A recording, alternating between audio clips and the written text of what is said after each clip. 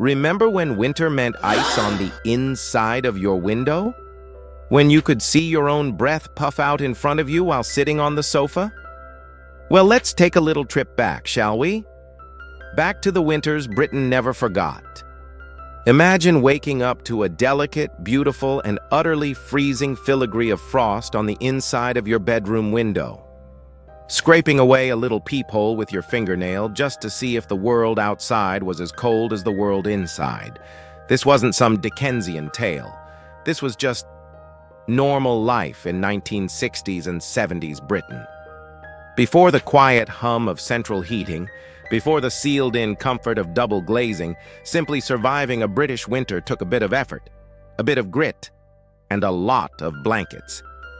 So let's look at 12 ways our parents and grandparents kept warm and simply carried on. Number 1, the blanket mountains. Bedrooms, you see, were considered purely functional. They were for sleeping, and that was it. There was no heating, no radiators, absolutely nothing to take the edge off the bitter cold. So families became masters of layering, building what could only be described as a mountain of bedding. It would start with a sheet, then a thin blanket, another thicker one, perhaps a woolen throw that smelled faintly of mothballs, and finally a heavy eiderdown. Some even threw their winter coats on top for good measure. You'd get ready for bed at a sprint, a mad dash upstairs, a leap under the covers, and then the wait. That agonizing 20 minutes, shivering and curled into a tight ball, waiting for your own body heat to create a tiny, survivable pocket of warmth. And getting dressed in the morning? Oh, that was a delicate operation, performed entirely under the blankets, a strange, wriggling dance to avoid exposing a single inch of skin to the Arctic air of the bedroom. Number 2, coats indoors. Seeing someone wearing a coat and scarf at the breakfast table wasn't what a sign they were about to leave. It was a sign they'd just arrived. The only truly warm spot in the entire house was the small halo of heat radiating from the living room fire. Everywhere else, it was like an indoor tundra. Children would sit hunched over their homework, clad in scarves and fingerless gloves, their breath misting above their exercise books. Grannies, wise to the ways of the cold, would sit knitting with a woolly hat pulled firmly over their ears. It wasn't about fashion, it was about survival. Your outdoor clothes often became your indoor clothes because the difference in temperature was, frankly, negligible. Number 3, the family fire hub. In the heart of every home, there was the fire. And around this fire, an unspoken but strictly enforced hierarchy existed. Dad, naturally, got the prime spot. Closest to the flames, newspaper held up like a shield. Mum was next, perpetually making tea or tending to something. The children were arranged around the edges like satellites orbiting a warm sun. This created a rather peculiar sensation. One side of your body would be slowly roasting to a crisp, while the other side remained stubbornly frozen. The evening ritual of turning, like a human rotisserie, was essential for an even distribution of warmth. But all of life happened in that one room. Tea was drunk, television was watched, homework was completed, and conversations ebbed and flowed with the crackle of the coals. And when that fire started to die down, when the last lump of coal glowed its final orange sigh, the warmth and the evening itself was officially over. Number 4, fighting drafts. Every evening was a strategic battle against the invisible enemy, the draft. Cold air was relentless, a sneaky intruder trying to find any way into your precious warm sanctuary. And so, families became ingenious home guards. Thick, heavy curtains, often with a thermal lining, were pulled shut the moment dusk fell. Rolled-up newspapers or old towels were stuffed firmly into the gap under the living room door, creating a draft excluder. Some families had those sausage dog-shaped ones, a slightly more charming solution to the problem. Windows were sealed with tape, and even keyholes weren't overlooked. Many had a little brass cover that swung over to block the whistling wind. This nightly routine of blocking up the gaps was as common and as vital as locking the front door. Number 5.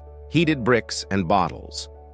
The hot water bottle was a beloved treasure, a rubbery friend that promised a warm entry into a cold bed. But its heat, alas, was fleeting. For a longer-lasting solution, a more industrial method was required: the humble house brick. Families would place a standard brick in the oven for an hour or so, letting it soak up the heat. Then it would be carefully removed with oven gloves, wrapped in an old thick towel, and slipped under the blankets at the foot of the bed. It was a simple, clever, and incredibly effective piece of low-tech engineering born from pure necessity. The dense brick held its warmth for hours, a solid, reassuring presence against your feet through the coldest nights. Number 6. Boiling water for everything. Instant hot water from a tap? That was the stuff of science fiction. If you wanted hot water, you had to make it, and that meant boiling kettle after kettle after kettle. The soundtrack to a winter morning wasn't birdsong. It was the whistle of a kettle reaching its crescendo. You boiled it to have a wash at the sink, a splash of hot water in a cold basin. You boiled it for shaving. You boiled it to wash the dishes, often in a plastic bowl on the draining board to save the heat. And a bath. A full bath was a monumental undertaking. It took at least half an hour of boiling and ferrying kettles and pans of scalding water upstairs, a precarious and steamy pilgrimage. To save both water and the sheer effort involved, it was common for families to share the bath water. Dad first, then Mom, then the kids. Sundays were often designated as bath night. For the rest of the week, a quick wash at the sink would just have to do. Coming up, how hot meals, bedtime habits, and the slightly terrifying hum of a paraffin heater helped Britons survive the very coldest nights.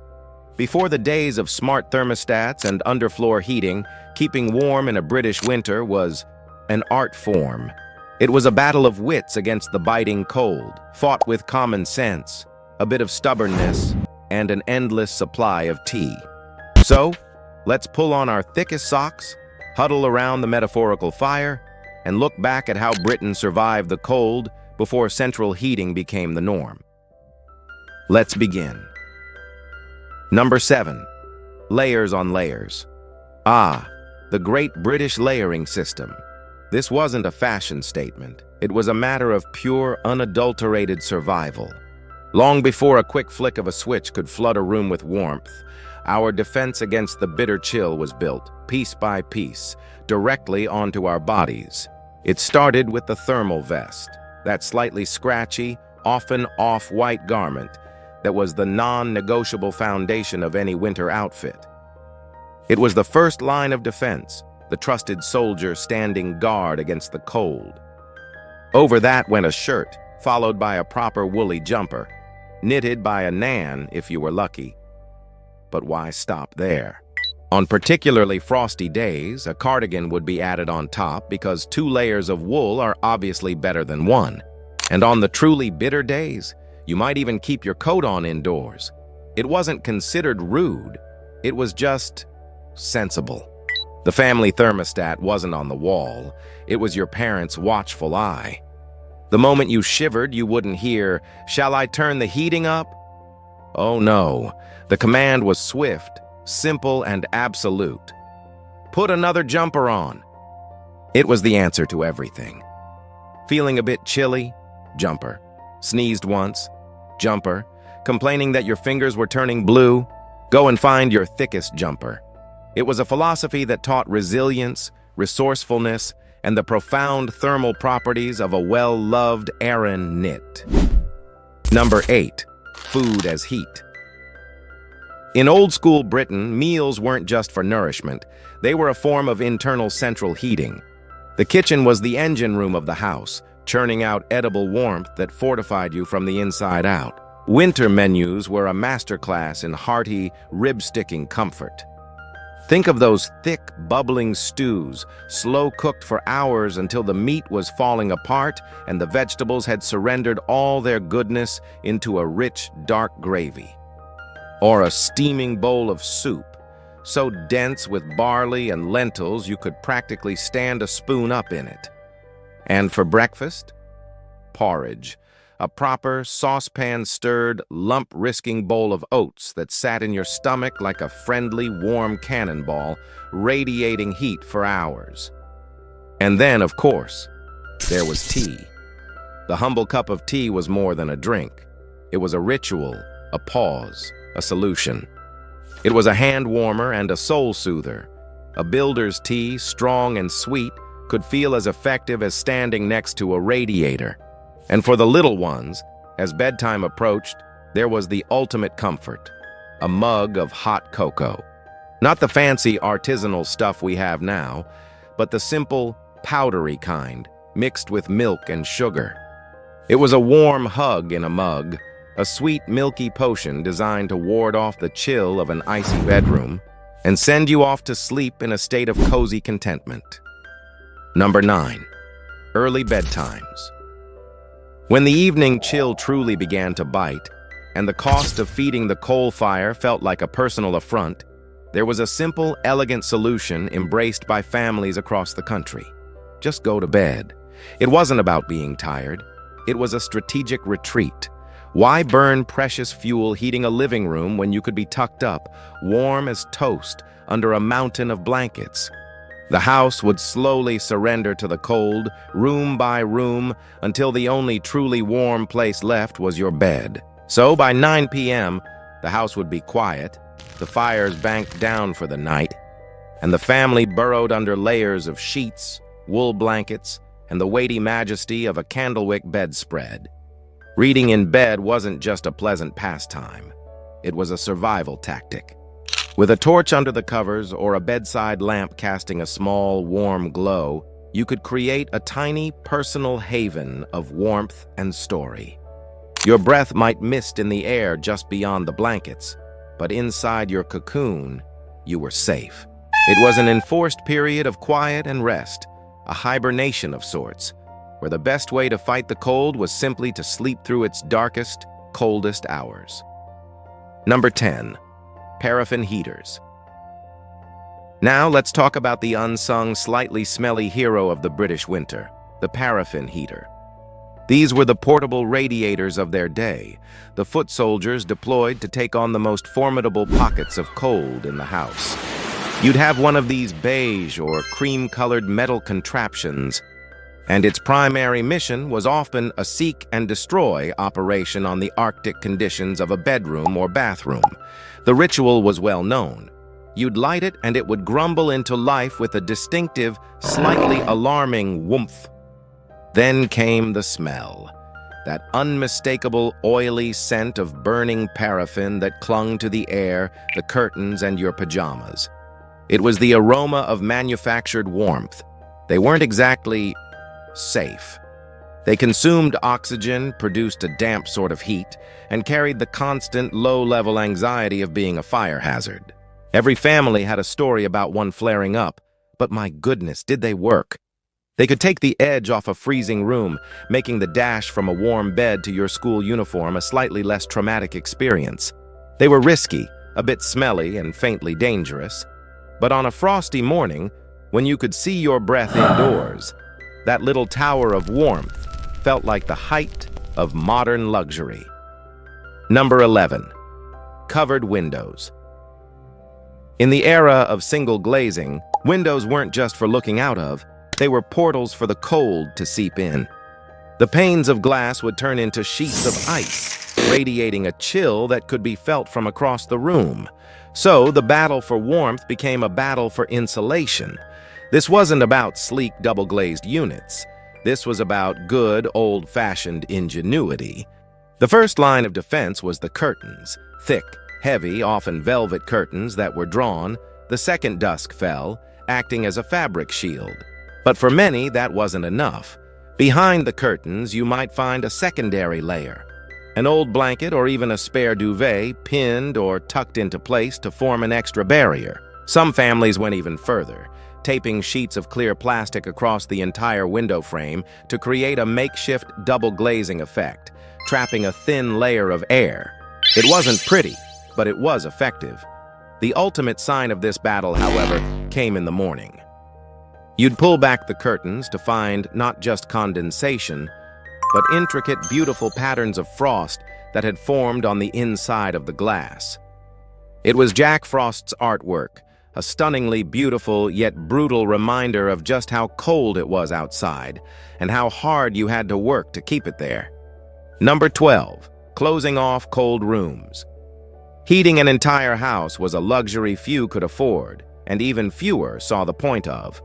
Fuel was precious, whether it was coal for the fire or shillings for the gas meter. The logic was simple. Why heat a room you're not using? And so, as autumn turned to winter, the house would shrink. Doors to unused rooms, the front parlor, the spare bedroom, were firmly closed, not to be reopened until the first signs of spring.